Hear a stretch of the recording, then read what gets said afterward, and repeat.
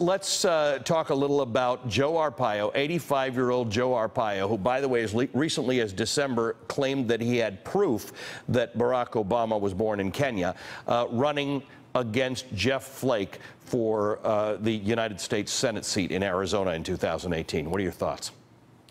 Well, it would be quite a race, that's for sure. I actually interviewed Sheriff Arpaio over the weekend, and he said, look, he's a free man now, but he's not going away. He very much wants to stay involved in politics and seems to be sort of hungering for another race. So that would be a pretty explosive primary battle. There's already a competitive primary battle in Arizona for the Jeff Flake seat. There are a number of challengers, and we're seeing some of the Trump allies put some energy behind Kelly Ward there. But it would be a really competitive race and would really, I think, challenge Mitch McConnell, who very much is supporting Senator Flake as he does all of the Republican incumbents. So, yeah, this is an interesting point, Kimberly. The Republican establishment is supporting Jeff Flake. Certainly, the Trump allies don't have a friend in Arizona's other senator who has a great deal of affection from Arizona residents, John McCain. The Trump folks are supporting Kelly Ward, at least for the moment,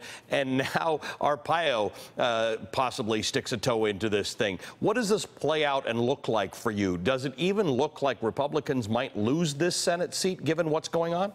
That's a very real possibility, and I think that's one of the things that Mitch McConnell and other establishment Republicans are worried about. They want to put their support behind Jeff Flake, and he's one of the more vulnerable Republicans up for re-election in 2018. And all this talk about the primary challenges and getting the president behind one or maybe now two of his primary challengers, if Arpaio jumps into this race, just makes it all that much harder and makes it easier for that seat to possibly turn blue.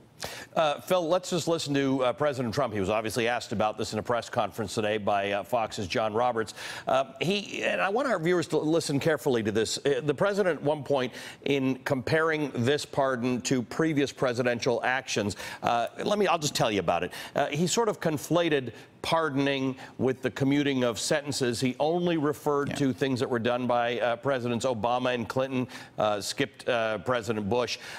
He was laying out the case for pardoning Sheriff Arpaio, former Sheriff Arpaio.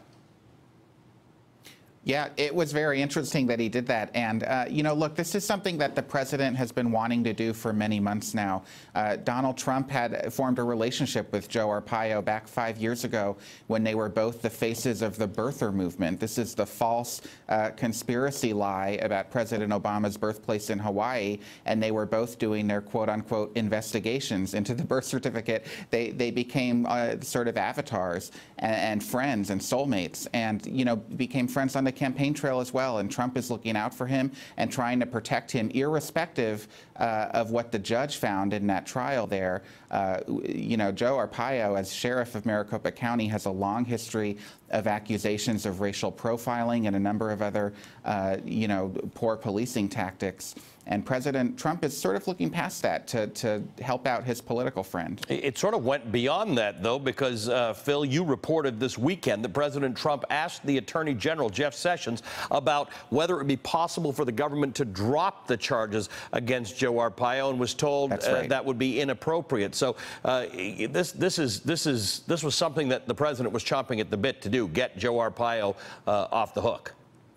That's right, and you know, ask that he had of Attorney General Sessions. It wasn't a clear directive necessarily, and there was no formal review that the Justice Department did, but Trump did actually ask Sessions whether it would be possible to drop that case altogether before the trial even began. He was told that would be inappropriate, but it represents a real sort of crossing of this divide between the executive branch, or rather between the White House and the Justice Department. That is not the typical behavior of a president interfering with a criminal case like that. Hey there, I'm Chris Hayes from MSNBC. Thanks for watching MSNBC on YouTube. If you want to keep up to date with the videos we're putting out, you can click subscribe just below me, or click over on this list to see lots of other great videos.